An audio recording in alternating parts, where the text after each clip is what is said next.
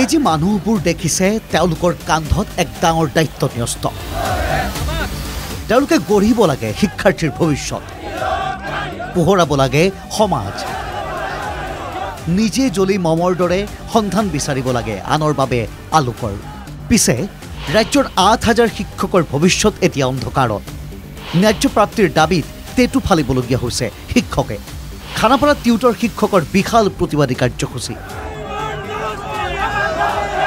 প্ৰতিবাদ মহিমূৰ কৰিবলৈ আৰক্ষী প্ৰশাসনৰ বাধা বিনা চৰ্তে আমাক টিউটৰৰ বা টিচাৰ কৰিব লাগে কাৰণ যিহেতু 2030 চনত 2013 চনত আগৰ যিখিনি স্কুল আছিল সেই স্কুলৰ টিচাৰখিনিক প্ৰভিন্সিয়েলাইজৰ লগতে পষ্টবিলাকক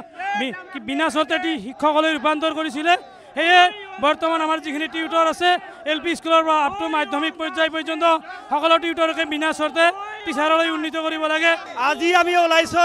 আমি আমাৰ অসম চৰকাৰৰ মাননীয় মুখ্যমন্ত্ৰীক সশৰীৰে দেখা কৰিম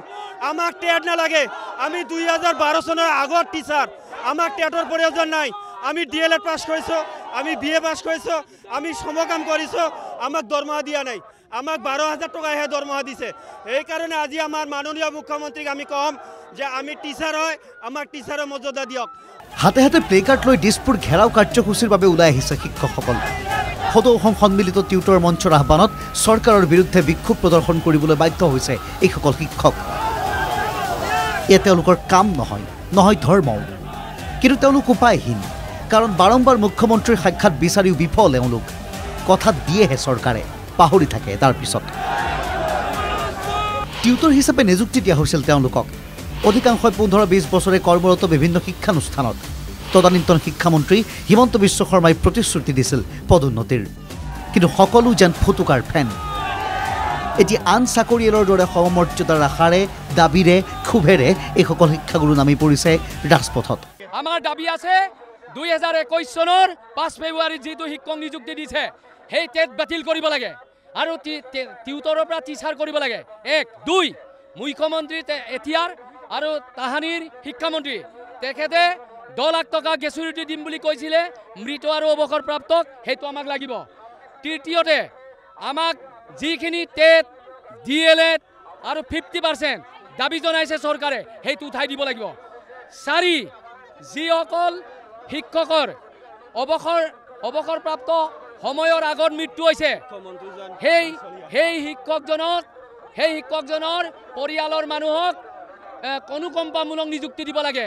আৰু যদি দিব নোৱাৰে সেই মানুহজন অৱসৰপ্ৰাপ্ত হোৱা বয়সলৈকে তাৰ দৰমহাটো মুকলাই কৰি দিব লাগে ভিন্ন ঠাইৰ পৰা বাদ কৰি বাই আহিছিল এইসকল শিক্ষক উদ্দেশ্য আছিল প্ৰতিবাদী কাৰ্যসূচীৰে মুখ্যমন্ত্ৰীক দৃষ্টিগোচৰ কৰোৱাৰ চেষ্টা কাৰণ এতিয়াৰ মুখ্যমন্ত্ৰীয়ে এটা সময়ত শিক্ষামন্ত্ৰী থাকোঁতে প্ৰতিশ্ৰুতি দিছিল তেওঁলোকক সেই তেওঁলোকে আশা কৰিছিল যে জনপ্ৰিয় মুখ্যমন্ত্ৰীয়ে তেওঁলোকৰ কথাবোৰ শুনিব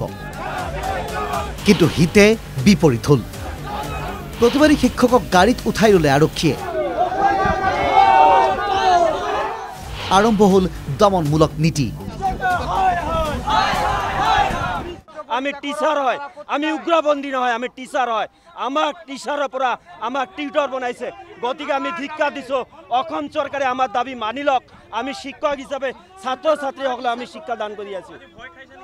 আমি ভয় খোৱা নাই আমি কোনো প্ৰকাৰে আমি ভয় খোৱা নাই আমি অসমীয়া হয় আমাৰ শৰীৰত অসমৰ তেজ আছে আমি কিয় ভয় খাম আমাৰ চৰকাৰ আমাৰ দাবী দিয়াৰ অধিকাৰ আছে কিন্তু আমাক এৰেষ্ট কৰিছে আমাক ভয় পাইহে এৰেষ্ট কৰিছে চৰকাৰে আমাৰ লগত দেখা কৰা নাই আমি হিমন্ত বিশ্ব শৰ্মা আমাৰ CM ছাৰক বাৰে বাৰে অনুৰোধ কৰিছোঁ আমাৰ লগত দেখা কৰা এনেকৈ সোমবাৰৰ দিনটোত খানাপাৰাৰ ৰাজপথত প্ৰতিবাদত নামিল শিক্ষক বাধা দিলে আৰক্ষীয়ে এতিয়া এই সকলো উপায়হীন শিক্ষকৰ আৰ্তি মুখ্যমন্ত্ৰীয়ে শুনে নে নুশুনে সেয়া হ'ব লক্ষণীয় গুৱাহাটীৰ পৰা দেৱজিৎ কলিতা আৰু কংকন ডেকাৰ ৰিপৰ্ট NKTV+।